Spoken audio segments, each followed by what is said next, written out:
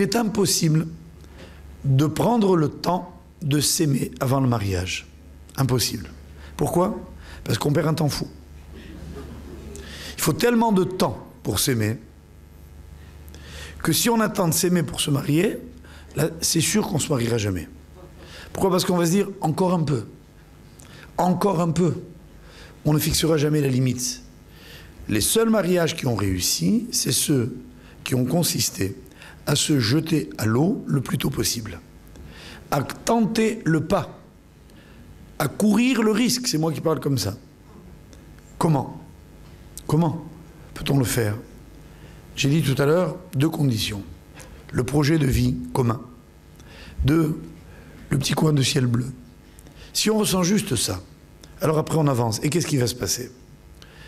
Lorsque la Torah nous parle du mariage d'Isaac et de Rivka, vous vous rappelez sans doute que pourtant c'était un intermédiaire. C'était notre ami Eliezer, serviteur d'Abraham, qui était allé je ne sais plus où il était allé, mais enfin, peu importe. C'est bon?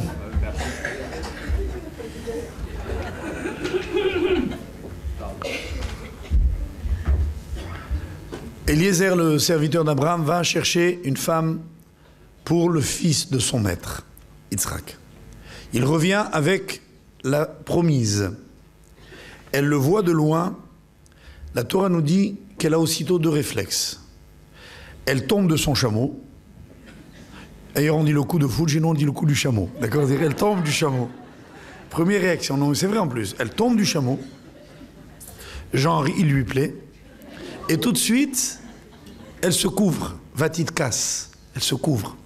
Généralement, ça ne se passe pas comme ça, Juan Lépin. Je ne sais pas si vous savez, mais enfin... D'accord? C'est plutôt le contraire. Ok? Ça veut dire que quand on veut attirer, on se découvre. Rivka, elle se couvre. Pourtant, visiblement, elle lui a plu. Il lui a plu, pardon. Eh bien, elle ne le dira pas parce que ce n'est pas tellement important. Et là, j'arrive à ce que j'ai à vous dire. Je crois que plus qu'un homme a besoin d'être aimé, c'est la femme qui a besoin d'être aimée. Je crois qu'une femme a fondamentalement besoin de se sentir aimée.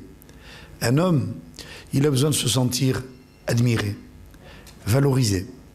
Et ça, je crois qu'il y a beaucoup de gens qui n'ont pas tout à fait compris. J'ai vu assez de couples échouer pour me permettre de l'affirmer de façon fondamentale. Aussi simplement que ça. Ça veut dire que quand un homme a aimé sa femme, généralement il a été assez fort pour passer devant les difficultés de la vie.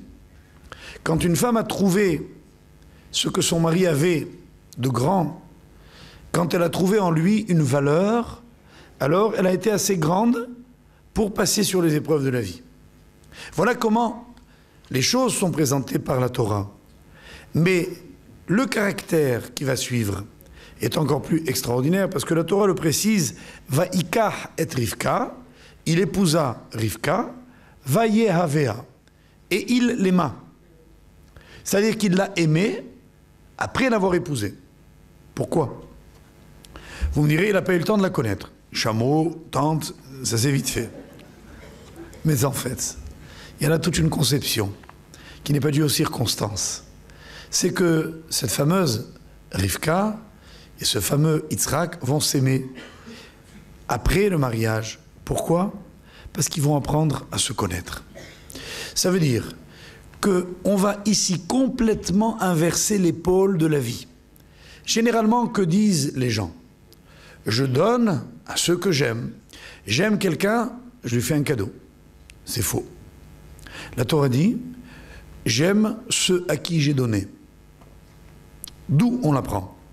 On apprend d'abord tout simplement du paysan qui laboure sa terre. Je ne sais pas si vous avez vu des paysans regarder leur terre, ils adorent.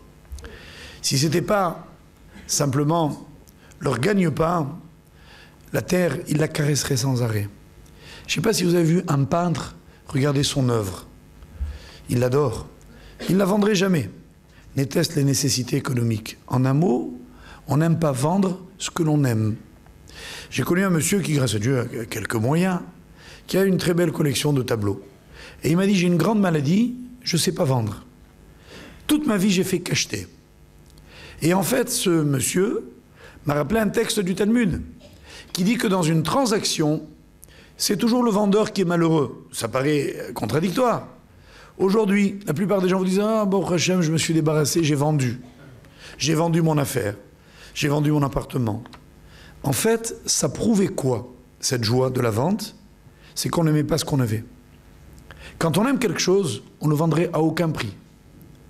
Quand on réalise ce que veut dire en filigrane cette démarche psychologique, ça veut dire qu'en fait, on est attaché à ce qui nous a coûté, puisqu'on l'a acheté.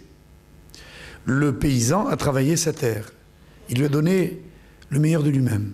Le peintre a couché sur un tableau son art, son inspiration, peut-être ses nuits.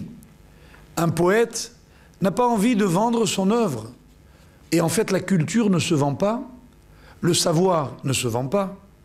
On ne peut vendre que sa fatigue, parce que, au fond, elle ne nous appartient pas. C'est-à-dire, ce qu'on a vraiment investi, ce n'est pas à nous. On le donne. Quand on a fait un effort, on a l'impression que l'énergie est partie. Elle n'est plus à nous. On transpire, on est fatigué, mais en fait, c'est parti. C'est-à-dire, c'est plus, ça ne nous appartient plus.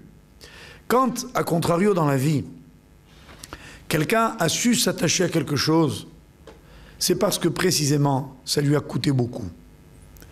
Une maman, dit le Rav Dessler, un grand maître du XXe siècle, une maman, disait-il, aime son bébé parce qu'il lui a coûté beaucoup de travail, beaucoup d'angoisse, beaucoup de nuits blanches. Elle l'a porté pendant 9 mois. Elle a peut-être un peu souffert pour son accouchement. Elle a beaucoup souffert pour son éducation. Elle s'est fait beaucoup de soucis pour sa santé. Alors elle l'aime. Et il citait l'exemple d'un couple, un jeune couple, qui a dû malheureusement, en 1939, en 1942, ils ont été déportés. C'était juste marié avant la guerre. Et c'est le mari qui s'est retrouvé avec le petit garçon, qui était le leur. Et il va élever cet enfant pendant plusieurs années. Par bonheur, la maman va aussi survivre à la tragédie de la Shoah. Quand ils vont se retrouver, raconte le Rav, jamais il n'y aura les mêmes relations qu'il y avait entre le père et l'enfant, qui seront un jour entre la mère et l'enfant.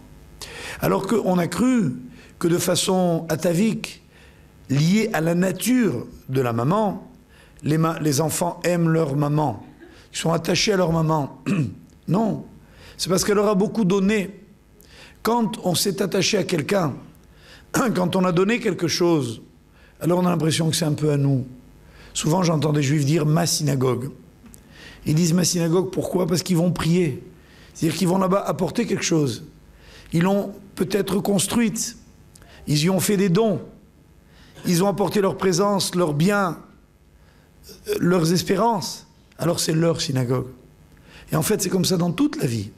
C'est-à-dire que c'est seulement quand on a donné qu'on se met à aimer. Comment voulez-vous donner à quelqu'un avec lequel vous ne pouvez pas vivre vraiment? Alors la Torah nous dit très simplement, prenez la décision de vivre ensemble, prenez la décision de donner à l'autre, et d'un seul coup, du moins lentement, vous vous prendrez à l'aimer.